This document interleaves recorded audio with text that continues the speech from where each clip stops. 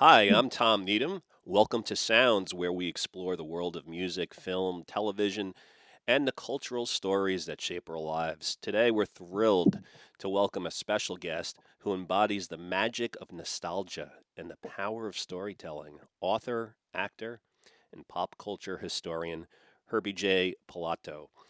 Herbie's latest book, Christmas TV Memories Nostalgic Holiday Favorites of the Small Screen, takes us on a heartwarming journey through the beloved Christmas TV specials and films that have become cherished traditions for generations.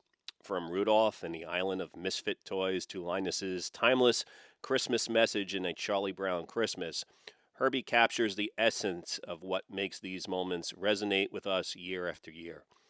He's also the author of One Tough Dame, The Life and Career of Diana Rigg, and a passionate historian of classic television, including his extensive work on Bewitched.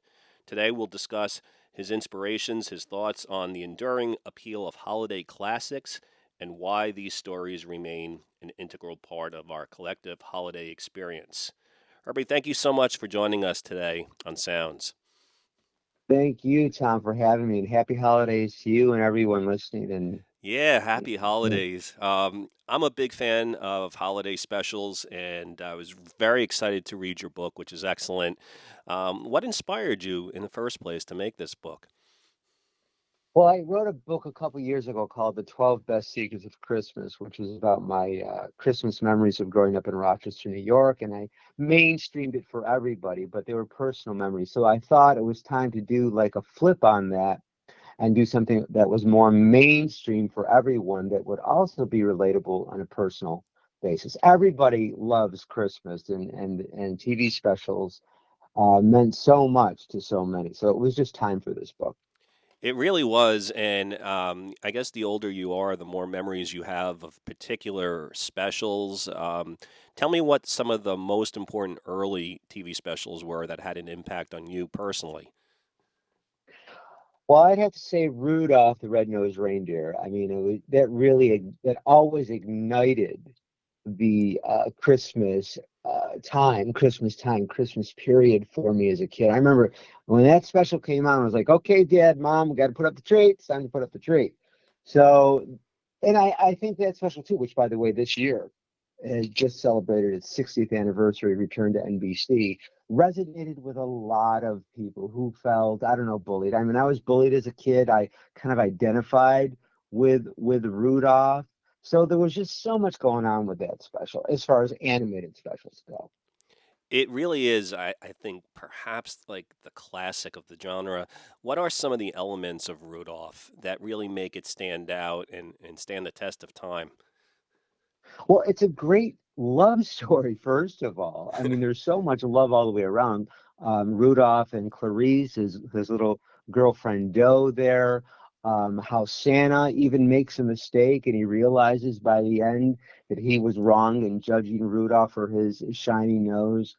The adventure, the characters are so real. Here they are, these animated stop action animatrix cartoons, and yet the story is there. It's written so well. And that just goes to show that when a story and script is solid, people will believe it as long as you have it make sense within whatever world it's presented. You sometimes see how much of an impact that special had. You see little references to it, like in Elf. There's things that are obviously referring to Rudolph, and a number of other things. Have you seen that as well? How certain Christmas specials will um, somehow make their influence known in later works? Oh, absolutely. I mean, well, first of all, there was Mr. Magoo Christmas special, which was the first animated special that kind of led to Rudolph. But Rudolph really took things to the next level. And then that inspired a Charlie Brown Christmas, which came out the next year. And then the following year, there was a Grinch Who Stole Christmas. So all of those really came from Magoo. But, Rudolph set the standard, certainly regarding Rankin-Bass, who went on to do Santa Claus is Coming to Town, the Year Without a Santa Claus, Little Drummer Boy, Frosty the Snowman. Oh my gosh, Frosty the Snowman. I mean, just on and on. And that's, like I said, that's just animated. And I cover musical variety specials. I cover TV movies in the book, and I cover episodic special episodes of weekly shows that were Christmas geared. It was so much to cover. And there's so much to talk about. Let's go over some of those specials that you mentioned. You mentioned Rankin and Bass. Tell our listeners a little bit about how they are so important for this whole topic of Christmas specials. Well, again, it comes down to story. They decided that they were going to do something that was credible within a world, even if it was in a logical world, as long as it was logically presented within that world, as I said before, it was going to be something accessible for us, the watchers, and the kids. I mean, kids are not stupid. They know what works. And I got to say, when Frosty Returns, which was a sequel to Frosty the Snowman, and it was not produced by Rankin-Bass, it wasn't the same. It had an edge to it. It was a little more serious and kind of mean-spirited. And that was not what Rankin-Bass was about.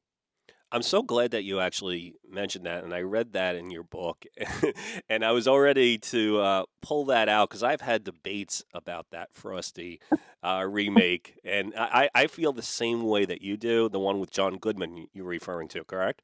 Yeah, yes, Yeah, and it's weird because they include that on the DVD with yeah. Frosty. And one of the things that I also like about your book is that you talk about how some of these specials, they aired on television and then they went off air and then the DVD came out and all the different periods of the life of these different features and how they influence different generations at different times. And sometimes there's recuts of the original. All that stuff is fascinating too, isn't it? Yeah, it really is. They did, when Rudolph was released a few years ago on Blu-ray, they actually included an all-new CGI version of Rudolph. And I watched it, and it was a very noble attempt at remaking it. But I'm like, and they remade it frame for frame. But instead of using stop action photography and puppets, they used CGI, and it just wasn't the same. The Mm. charm of the original was the fact that, it looked like it was vintage and it was done in that era with the stop action. And the CGI kind of brought it to another level, but it didn't need to happen. And the CGI version didn't have the mistake of calling Herbie Hermie, the second part. There's big controversy about that the elf's name was had two names, Herbie, which I of course was happy about, and then Hermie in the second half. It was like a glitch in production that was never fixed. That's really interesting. And I was going to ask you about your name wasn't inspired at all by the special, was it? Or No, no. I was inspired by my father betting on a horse named Herbie the day I was born, but that's another story. okay. Of course, we have to talk about a Charlie Brown Christmas, and Oh you know, yeah. like with a lot of these specials, I learned in reading your book that some of the ones that have really just become classics, executives and sponsors, they didn't really know right from the beginning that these things were going to be hits. What was the deal with Charlie Brown? Charlie Brown, man. I mean, for them to have got that on the air, I believe if I'm correct now, remembering this, that Charles Schultz, who created, the Peanuts comic strip on which it was all based, he wanted to include that, that little scene where Linus talks about the meaning of Christmas and how it's all Charlie Brown is freaking out because it's so commercial all the time and he doesn't know why it is, and then Linus explains it. It's about the nativity and Jesus. And here Charles Schultz was, not a Christian, not Catholic, but he insisted on having that scene. So that was monumental that moment made it onto an animated special for kids in 1965. They were talking about the birth of Christ. That was pretty fantastic. And in recent years, mentioning Christ or the religious aspects of Christmas has become even more controversial, and yet Charlie Brown has held on. That has not been the case for other Christmas specials. Well, I grew up watching Little Drummer Boy. I grew up Hmm. watching Nestor the Long-Eared Donkey. Um, Hmm. what happened to those? And the night the animals talked, right? Yeah. Um, I think that was a great special. I think what's happened is there's this edge that's come along in recent years. You can't have happy endings, let alone Christmas specials that really inspire in the way the old specials did. They try. I mean, I watched a Rod Stewart Christmas special. I don't know, it was about 10 years ago, and it was really great. And he was, I went on location, which I have an issue with because I like my Christmas specials, variety specials, to be fake with fake snow in the studio.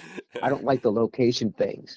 But Rod did it, and it was great. He did it in studio a little bit too, but then he they like cut, and then he at the end of the special he drove out of the studio onto the studio lot in his bike saying, "Okay, thank you," and broke the magic Ah. of what a TV special is supposed to be or what a TV show is supposed to be. There's a lack of charm. That's the issue today. There's a lack of charm and showmanship. Well, you said what a Christmas special should be. I guess that's a matter of opinion, but you're the expert on this. You've watched them all. I get into debates like you mentioned The Simpsons in the book because they've had countless Christmas episodes because they're one of the longest running series. And I like the 15th episode because I think because it makes so many references to some of the earlier holiday specials that we were talking about. But not everyone agrees. I find based on their sense of humor or when they got invested in the show and whatnot. But what do you feel? Forget The Simpsons for a second. Just in general, makes a great Christmas special. Again, the key is charm.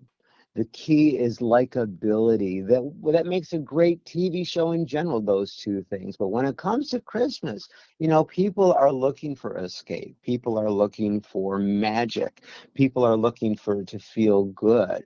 No one wants to watch a realistic Christmas special. The one exception is, when Bob Hope did those amazing specials for the troops in Vietnam. Right. That was just, I remember sitting with my dad watching those, and he was in World War II, and I say this in the introduction to the book that, there was nobody like Bob Hope, that he would do what he was one of the first celebrities to use his public persona for charity work, certainly. I mean, Vietnam was charitable on a big scale. So that's different. But Mitzi Gaynor, Andy Williams, Bing Crosby, Frank Sinatra, Dean Martin, all those amazing variety specials that they did, magic and talent. That's important too, is you got to have talent. I see a lot of talent today, but I don't see it executed well. Well, you mentioned all the very talented artists. You also mentioned other artists who had variety shows and Christmas specials. One in particular, which was featured in a terrific documentary that you actually refer to in the book, is Donnie and Marie, who were Mm. also featured in their. They had a little part in the Star Wars Christmas documentary that came out this year, but there was a Star Wars Christmas special as well. That was sort of like a variety show. Tell me about Star Wars and Donnie and Marie and that whole legacy. Yeah, well, Donnie and Marie did like a special on Star Wars. Like, I don't know if it was before or after, around the same time that Star Wars did its own Christmas special with Harrison Ford, Mark Hamill, Carrie Fisher. It was R2D2. It was crazy. And when you bring up that special to Harrison Ford today, or Mark Hamill, but more so Harrison Ford, you're like, oh no, we're not going to talk about that. It's probably one of the most embarrassing things they ever did, and one of the campiest things in TV history, let alone Christmas TV history, but you can't look away, and you're never going to see it really on TV broadcast again, but you can find snippets of it or somewhere online on YouTube. It was just bizarre. It came out that year, the following December, that Star Wars debuted in '77. It was just an anomaly in the history of Christmas TV specials. I don't remember seeing it, but you probably know. There was a song, R2D2, We Wish You a Merry Christmas. Was there ever any kind of TV show that was featured on or anything like that? I don't recall. I mean, it might be in the special or. I don't know. Like I felt I think I almost imagined it. Like, that's why I'm asking you because I know it wasn't in the book, um, but I have the CD for this R2D2, which supposedly Wow. John Bon Jovi, when he was like young, sang on it as part of the kids chorus. It's a weird song, and that too came out, around that time. But I'm not sure that there was any kind of Christmas special. There's stories on the CD too, so that's probably what I'm visualizing. But it's funny. Like you mentioned all those variety shows, and that's sort of a lost art these days. What did They they don't know how do? to do them. They don't know how to do variety shows anymore. The last one they tried was like 30 years ago when Dolly Parton did her variety special weekly series for ABC, and it didn't last. When Carol Burnett ended her show, that's really when the variety show died because you couldn't do any better than that. And the world of TV was changing. Mary Tyler Moore tried to bring the variety show back, but it didn't work. Wow, it's so interesting how everything changes, but some things do keep on coming back.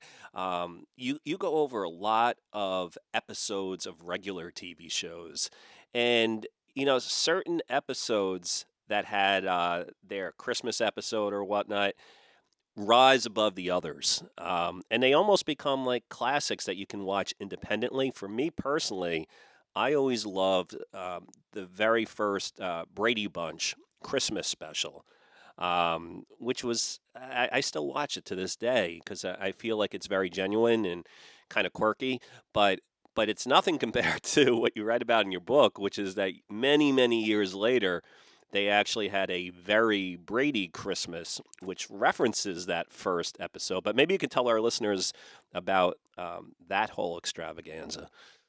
Yeah, that was amazing. Actually, I did a couple book signings here in LA that were wonderful with Barry Williams from the Brady Bunch, who played Greg Brady, and Karen Richmond, who played Mrs. Greg Brady in A Very Brady Christmas. Yeah, they didn't expect A Very Brady Christmas to become like one of the most popular and highest rated TV movies in the history of television. It definitely was inspired by that first Christmas episode of the Brady Bunch, and they only did one Christmas episode on the original series, and it's where Florence Henderson sings. She sings a Christmas carol that is then she sings at the end of A Very Brady Christmas when her husband, played by Robert Reed, is caught in a cave, and it brings the entire family together. I mean, it was just amazing. And Jerry Hauser, by the way, was also in A Very Brady Christmas, and he had written the introduction to my 12 Best Secrets of Christmas book, and he played Marcia's husband in A Very Brady Christmas, which then led to the Brady's, Yeah. which was a weekly drama where I mean, the Brady Bunch is amazing. They've done every format. So I mean, this just we could talk all day about the Brady Bunch. Well, we could talk a little bit more because you're the king of nostalgia and television. What is it? I mean, they seem to cross over both with Christmas and also just TV in a way that many other TV stars don't. What is so special about the Brady Bunch that has enabled them to keep on having specials through the years and still have such like a loyal fan interest? Well, the Brady Bunch, the original series, what it started out to be, it became something else in as through time. Like they started making a satire of it with the Brady Bunch movies, but it wasn't really campy when they made it. They played it straight, but then it became charmingly campy, and it was like a living cartoon. The colors were so bright, the characters were more animated and almost caricatures, but not. And yet it was a fantasy with a tinge of reality. The Partridge Family was a little bit more realistic, not much, but it was a little bit more realistic. But the Brady Bunch stood out because it had a fantasy element, and yet it was focused on realism. You have the fantastic Marlo Thomas write the introduction to your book. She seems like someone who's special to you and special to fans around the world for all the great work she did through the years. Tell me about working with Marlo. Well, first of all, when I asked her, I don't know, I was like, I prayed all day. I'm like, okay, let's see if this is going to work. And then she said yes. So, and then I read the foreword that she wrote, and it was so beautiful. It was so important to have her because she was involved with every different version of Christmas special. First of all, she did It Happened One Christmas, which was the TV remake of It's a Wonderful Life, and she did that in '77. But she had also done an episode of That Girl that was Christmas geared, and it also had a Jewish element where she befriends a young boy who happens to be Jewish, and she celebrates Hanukkah. So that was major. She then did an animated special with her father, Danny Thomas, and then years later, just recently, she did a Hallmark Christmas special. So I knew that I had a TV movie. So I knew that I had to have her somehow involved with this, and I read her forward, like I said, it was just amazing, and it made me cry. It made me cry. So I know that may sound silly, but that's what happened. Oh, no, that's really nice. There are certain actors, actresses who there's something about them and the way audiences perceive them that they do end up doing lots of holiday specials through the years, holiday movies. What other Yes, qualities and, you and think of like she certain was people? approached by ABC. They said, "Will you do a music variety special?" And she goes, "I don't sing and dance." She goes, "I can't. I don't want to do that." So then they came up with the idea to do this remake of It's a Wonderful Life, which at the time in '77, It's a Wonderful Life was not what it is today. It wasn't even rerun as much as today. It was because of It Happened One Christmas that people got reinterested in It's a Wonderful Life, and now it's just all over the place. One of the things that you kind of explain in your book is that there's something very powerful about people watching something on live TV, even if it's a not a live special, but watching something together, that collective thing that doesn't happen as much anymore. Now everybody's streaming or watching DVDs, not even that as much anymore. How did the experience of shared viewing, like at a scheduled time, really make certain specials bigger than they probably would be today if they just came out, the way things come out today? Well, families don't even have dinner together anymore as much as they used to. Everybody it's just such a wild, crazy, busy world. Yeah, when you'd watch TV in general, or if there was a particular show on, it was designated television. It was destination television, appointment television. The family gathered after dinner and said, "Okay, we're going to watch Jackie Gleason or Red Skelton or the Hollywood Palace or Lawrence Welk."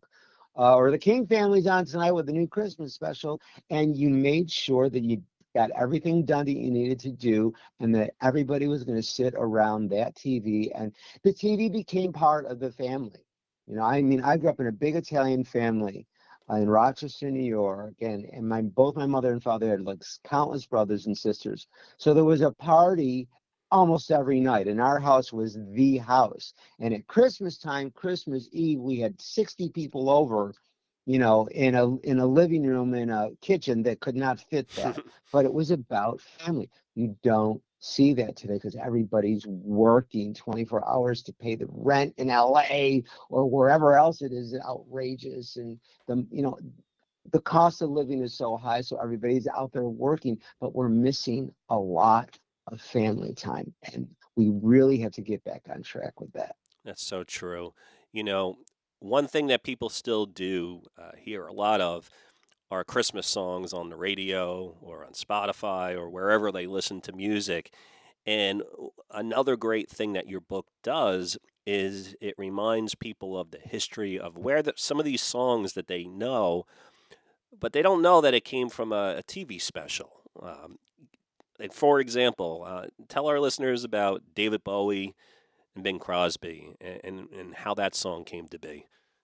Oh my gosh, when Bing Crosby and David Bowie appeared on what ended up being Bing Crosby's last Christmas special, Merry Little Old England Christmas or something it's called like that. You brought two different generations of music icons together, and they were very, very different. Bowie, and was like a Devo-esque, and Bing Crosby, of course, from the iconic White Christmas, and it just somehow worked magic and brought the world together. It is probably the most monumental, magical, musical moment in TV history It's when they incredible. when they Yeah, and there's so many artists that you talk about in your book.